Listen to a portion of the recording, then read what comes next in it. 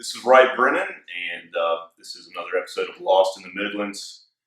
And I'm really excited to be here today with Command Sergeant Major Retired Christian. I appreciate you spending some time to talk to us about your career and some of the work that you'll be doing at the Big Red Barn and the Warrior PATHH. To open us up, if you don't mind, just kind of telling us a little bit about your journey to what's led you to here today. Yeah, so, I was that young man that really had no desire whatsoever to join the military. And part of that was because of my father. My father had been in the Army, served in Vietnam, got out, came back in the military to provide for his family, and got stationed at Fort Bragg in Fayetteville, North Carolina, in the great and wonderful All-American 82nd Airborne. So I went through high school not seeing him a lot at football games, at wrestling matches. So I really had no desire really to join the military. And I think it was even further cemented on my graduation night because he was in the middle of Egypt in the multinational peacekeeping force and observer unit, providing security in the Sinai Peninsula in Egypt. And that was my graduation night. So I can tell you right there, it's like I had no desire to be in the Army.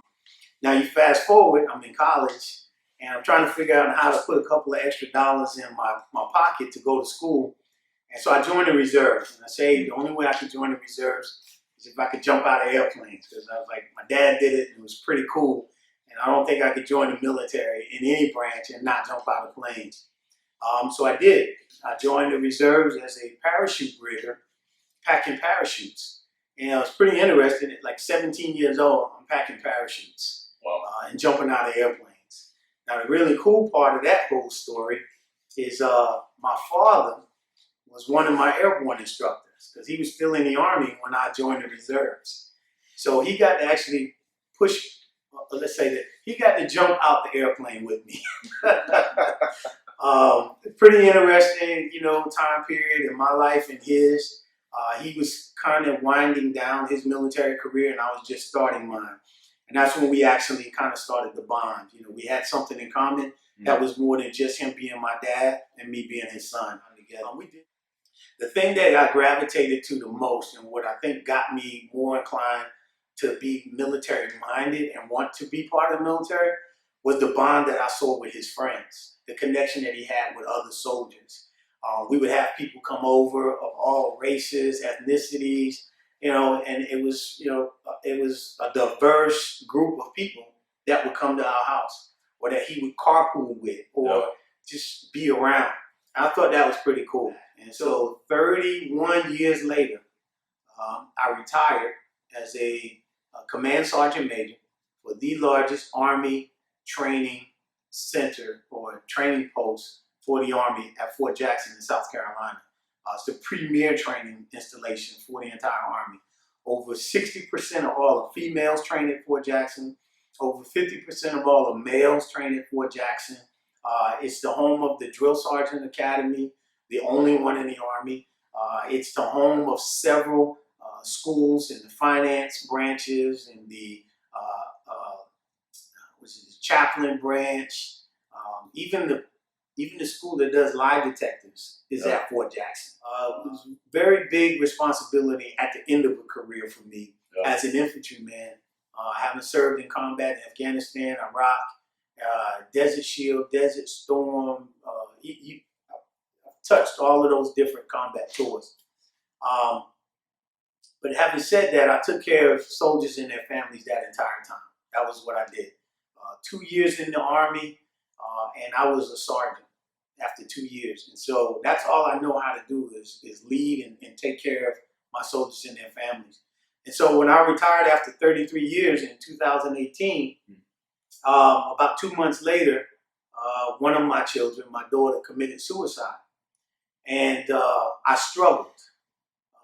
And I don't use that term, lightly because my struggle was internal. I didn't realize just how much my struggle was. I mean, you think about it, right? I'd been taking care of families that lost loved ones. I'd been taking care of families units, organizations, those we consider them families as well in the military, who would lose somebody in their formation to suicide or some other tragic loss. I've lost soldiers. While I've never lost a soldier in combat, I did lose soldiers in what we would call a training environment or while we were waiting to deploy. I had a soldier who was being a good Samaritan, and he was killed by these two individuals who thought that they needed more of what he had than he needed, and they took his life. Sensibly, they took his life, and he was being a good Samaritan. I had another soldier who was killed tragically in a rollover in a vehicle. Was getting ready to see his family, and we had completed some training, and he was leaving the training area with other soldiers, and he lost his life. So I was able to help these families overcome that grief, and now here I am trying to help my family overcome that grief. And so what I wound up doing was I placed myself in this world of isolation, and the best way to describe that is a bubble. On the outside, solitude looks just like isolation. You're in the zone. You have your headphones on, you're cutting the grass, you're reading a book, you're watching TV. It could be anything from the outside. Your bubble looks like you're in a bubble. What happens is in that solitude bubble, you get to process all of your crap one by one and kind of work your way through that process. Okay, I'm going to deal with this right now. I'm going to deal with this right now. And you can think through it and actually process life. Whereas when you're in isolation, man, you're in there, you're drowning in that crap. Because you just can't see your way out of all of this mess. As soon as you try to process one thing, you're drowning with something else. And so I was creating isolation because I couldn't fix my family. I thought that I was creating solitude, but I wasn't processing anything other than the fact that I can't help them.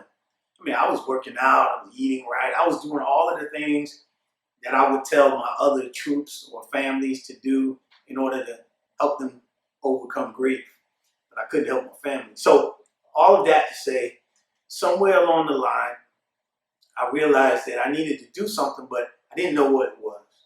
And I was out there looking at Facebook one day, and there was a block where they have all the letters, and they tell you, hey, look here and see what 3 words pop out. Typically, they're pretty, arbitrary words like, house, truck, or something like that. But this particular day, the word purpose popped out, breakthrough, and self-care. Now, these 3 words meant nothing to me. Absolutely nothing on that day.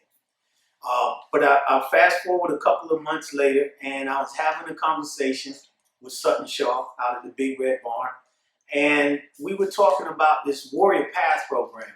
PATHH being PATHH, and that's standing for Progressive Alternative Training for Healing Heroes.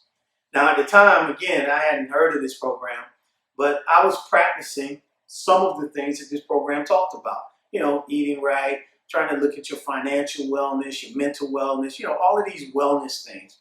But I wasn't committed to them because I was just kind of going along and not really locked in with creating a regulation or a way to create a pattern that I could stick to this thing.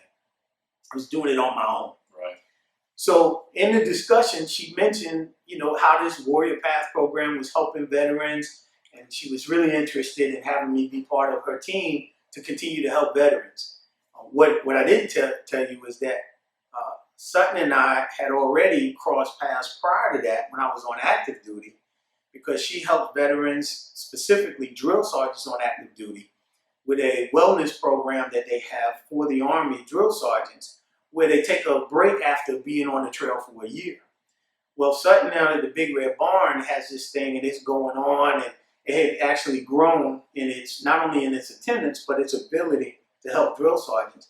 And that was partly one of the responsibilities I had when I was the commandant of the drill sergeant program at Fort Jackson, to make this thing kind of work.